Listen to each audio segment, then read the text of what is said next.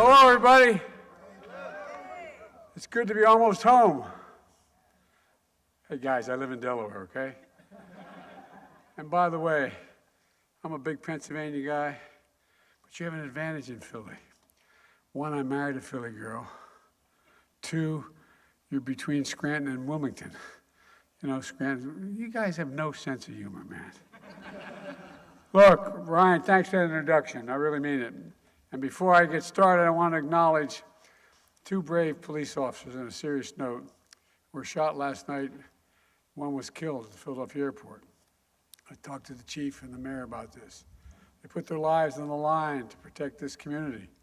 We owe them a debt of gratitude, and we're praying for them and for their families today. I also want to say a word about the situation in Israel. The more we learned about the attack, the more horrifying it becomes. More than 1,000 innocent lives lost, including at least 27 Americans. These guys make Al-Qaeda look pure. They're pure evil. As I said from the beginning, the United States, make no mistake about it, stands with Israel. The United States stands with Israel. Secretary of State Blinken was in Israel yesterday, and Secretary of Defense Austin is there today. We're making sure Israel has what it needs to defend itself and respond to these attacks. It's also a priority for me to urgently address the humanitarian crisis in Gaza. At my direction, our teams are working in the region, including communicating directly with the governments of Israel, Egypt, Jordan, and other Arab nations, and the United Nations to surge support and humanitarian consequences for Hamas attack to help Israel. You know, we can't lose sight of the fact that the overwhelming majority of Palestinians had nothing to do with Hamas and Hamas's appalling attacks, and they're suffering as a result as well. This morning, I spoke with the family members of all those Americans who are still unaccounted for on a Zoom call for about an hour and 10, 15 minutes. They're going through agony, not knowing what the status of their sons, daughters, husbands, wives, children are. You know, it's gut-wrenching. I assured them my personal commitment to do everything possible to return every missing American to their families. We're working round the clock to secure the release of Americans held by Hamas in close cooperation with Israel and our partners around the region. We're not going to stop till we bring them home. Folks, now for the reason to be here. Secretary Granholm, no one's more enthusiastic about building our clean energy future than you are.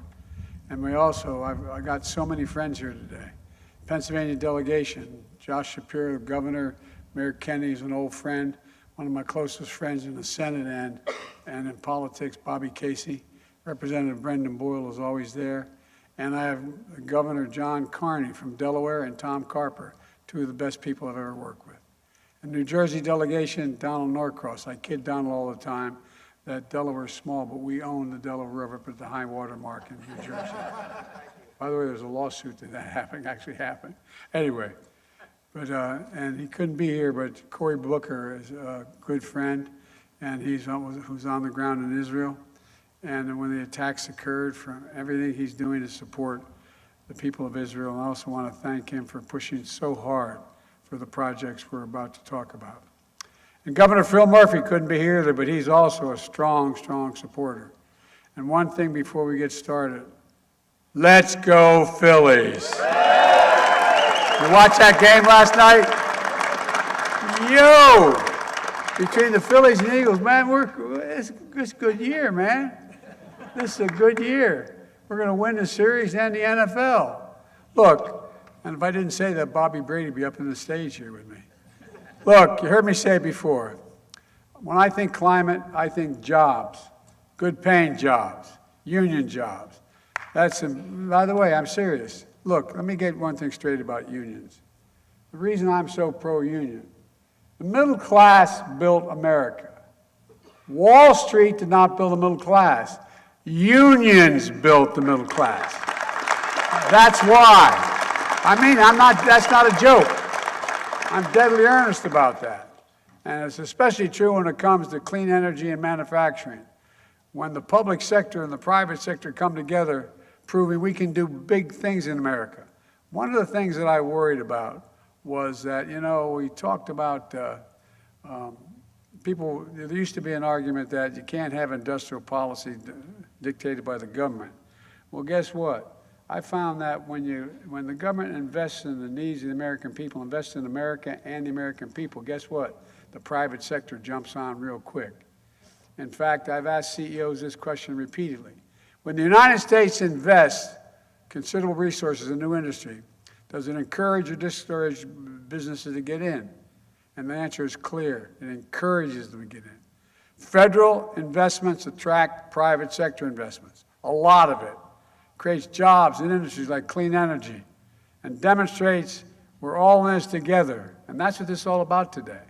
I'm here to announce one of the largest advanced manufacturing investments in the history of this nation. $7 billion in federal investments. It's going to attract $40 billion in private investment in clean hydrogen and power of the economy. Spread over 16 states, creating tens of thousands of good-paying jobs, many of them union jobs, most union jobs.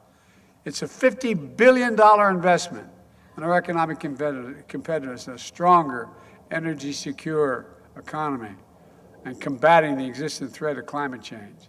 It's all part of my plan to make things in America. You know, there was a law early on that I forgot about, which was that back in the 30s, during the Roosevelt time, it said it wasn't only good, but we should encourage, when the president has money to spend that the Congress gave him, that president should do two things. One is make sure he or she invests that money by making sure that that money is being spent on American projects by American workers with American products. And guess what? Presidents all along kept saying, well, we have exceptions. We only 30% need to be that, only 40%. Well, guess what? I changed that. To invest in America and invest in America is what we do. We grow the economy from the middle out and the bottom up, not the top down. When I came to office, I was determined to move away from the trickle-down economics. You know, you usually say when the wealthy do well, big business, everybody's going to do well. Well, not a whole hell of a lot dropped out of my dad's kitchen table when I was growing up. No, I'm serious. I decided we're going to focus on building the middle class. When the middle class does well, everybody does well. The poor have a way up, the middle class do very well, and the wealthy still do well. They got to start paying their taxes. That's another issue. Folks, you know, the press started calling this my plan Bidenomics. Today's announcement is a critical piece of that plan. Let me explain. I made it a goal for our country to get to net zero emissions from pollutants no later than 2050. By the way, it's the only existential threat to humanity. Is we don't do this, we don't stay below these numbers, the whole world's changing. Our kids are going to be, and our grandkids are going to be, anyway, I don't want to even think about it. Clean hydrogen is going to help us meet that goal. When it comes to charging our cars or powering our homes, all we need is clean electricity to power, to get from solar and wind. That's just fine, and we're doing that. And we're getting close to meeting that goal. But when it comes to manufacturing things like steel, aluminum, and other materials, factories need to process materials at over 1,000 degrees Fahrenheit to get that done. You need to burn fuel to get that done. You can't get it done with wind and solar projects. You cannot generate that much energy. That's where hydrogen comes in. Hydrogen can power industries like the production of steel and aluminum. It can transfer, and it's going to end up changing our transportation system, like trucks, rail, planes. Clean hydrogen produces use energy resources like wind and solar. That lets us get to this place without putting more carbon in the atmosphere. You know, when I put that forward, they said we couldn't do anything bipartisanly in the Congress. Well, I introduced the bipartisan infrastructure bill. It got passed. It got passed, even though we only had a couple votes extra in the Senate.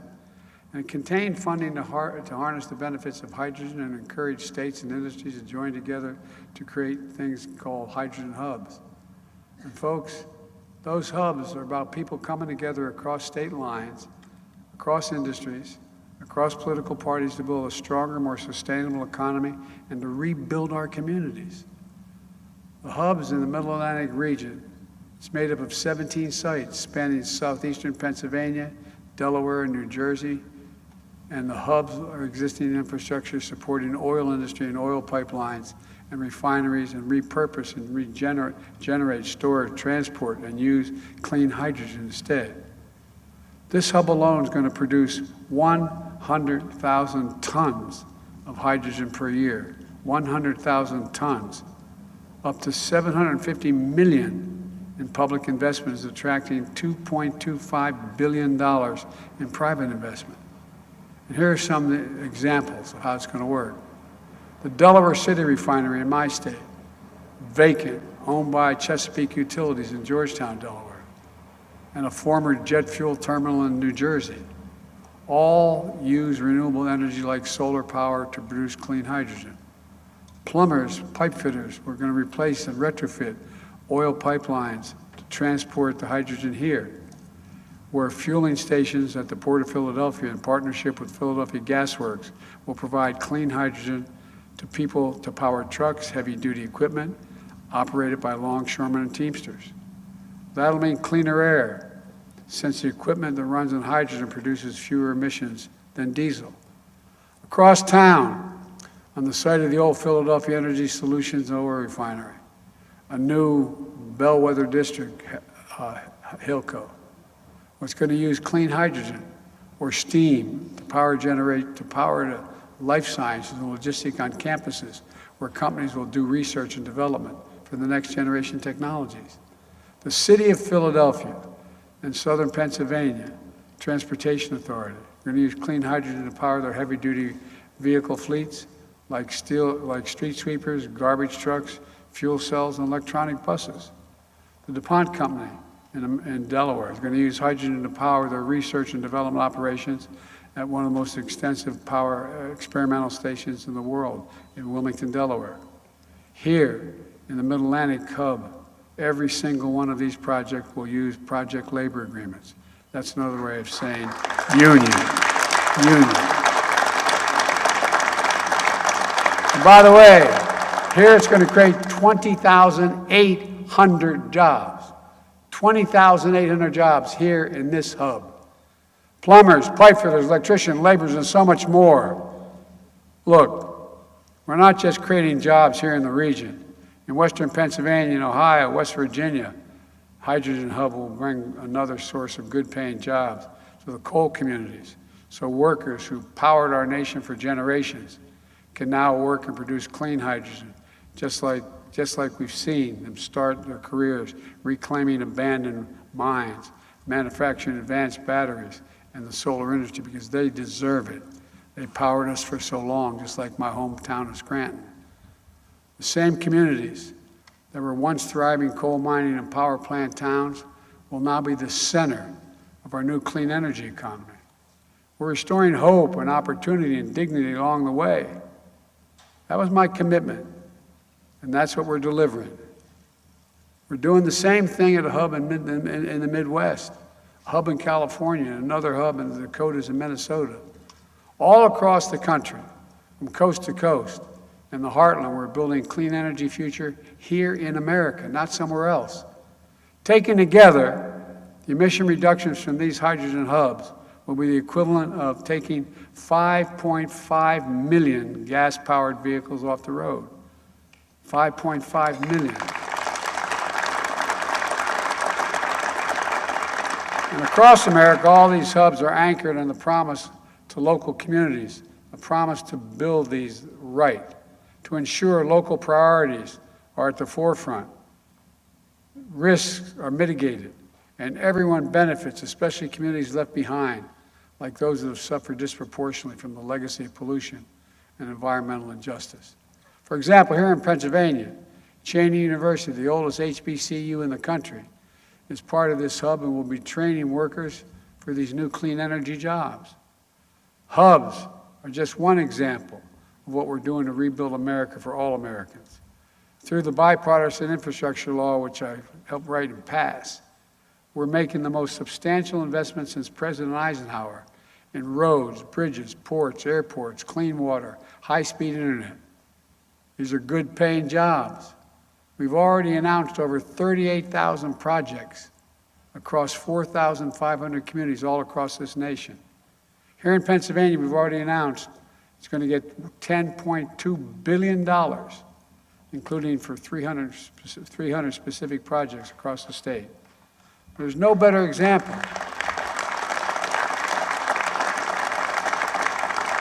There's no better example of how we're rebuilding America, doing big things right here in Philly, where union labor, a great team effort to get I-95 back up and running in just 12 days with the help of the governor after a section of that highway collapsed. Anybody think we'd be able to do that in 12 days? It's never been done before. We're upgrading airports from Pittsburgh to Lehigh Valley to right here in Philly. And I want to tell you, and Bobby, I say Bobby, my good buddy, the guy from Scranton, you know, Casey, we're investing $900 million, almost $1 billion, to rebuild the Montgomery locks and dams. We're going to get moving on and I promised Bob, we got a lot of money for Amtrak. We're going to build it, where is he? Bobby, we're going to build that line from Scranton to New York. It's coming, man. I'm determined to build that line. We used to have it. Now we got the money and we're going to get it done. Since I took office, we created 13.9 million new jobs across America. 13.9. We created 850,000 manufacturing jobs, twice as many as the previous administration created in all its time. The unemployment rate has stayed below 4% for 20 straight months in a row, the longest stretch in 50 years.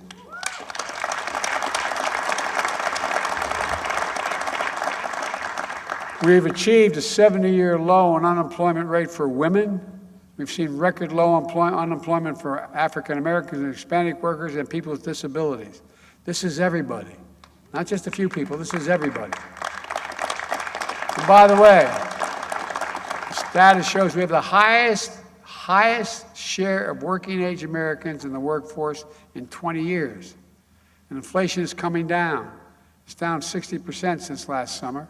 Core inflation is the lowest level in 2 years, and now we have the lowest inflation rate of any G7, any major industrial country in the world. We're creating good jobs in communities. We have more to do. We're creating good jobs in communities across the country, including in places that have been left behind for too long because factories shut down, towns were hollowed out, and jobs were moved, and people lost their sense of pride. Hold a second, think about it.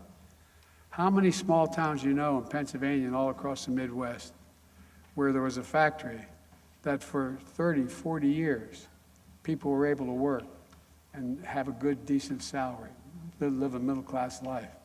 And all of a sudden, corporate America decided, I'm going to find cheaper labor overseas. I'm going to send the job overseas and import the product. Not anymore. When those jobs move overseas, they're bringing them back, and we're bringing them back big time, big time.